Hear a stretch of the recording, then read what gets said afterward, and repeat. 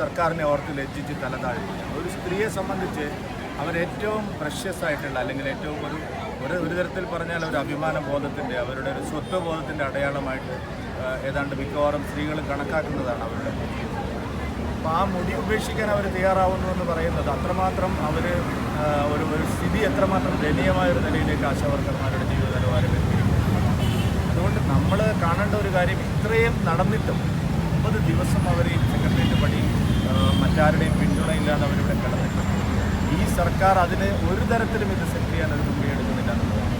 പിണറായി വിജയൻ ഒരു മനസാക്ഷിയില്ലാത്ത മുഖ്യമന്ത്രിയായിട്ട് മാറിയിട്ടുണ്ട്.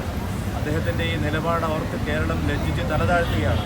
നമ്മുടെ മഹത്തായിട്ടുള്ള കേരളം, ഇത്രയും ലോകത്തിന് മുമ്പിൽ അറിയപ്പെടുന്ന ഒരു നാട്, സാംസ്കാരികമായിട്ട് ഇത്രയും ഉയർന്നു നിൽക്കുന്ന ഒരു നാട്, പിണറായി വിജയനെ ഓർക്കുമ്പോൾ ലജ്ജിച്ച് തലതാഴ്ത്തേണ്ടതാണ്. ലോകത്തിന് മുമ്പിൽ നമ്മൾ അപമാനിക്കപ്പെടും. ഈ സ്ത്രീകൾ ഇത്രയും കരഞ്ഞ് കാല് പിടിച്ച് സമരം ചെയ്തിട്ടും അവരോട് ഞാൻ കാണുന്നത് ഇതൊരു വളരെ ബ്രേവായിട്ടുള്ള, വളരെ ധീരതയോടുകൂടിയുള്ള ഒരു സമരമാണ്.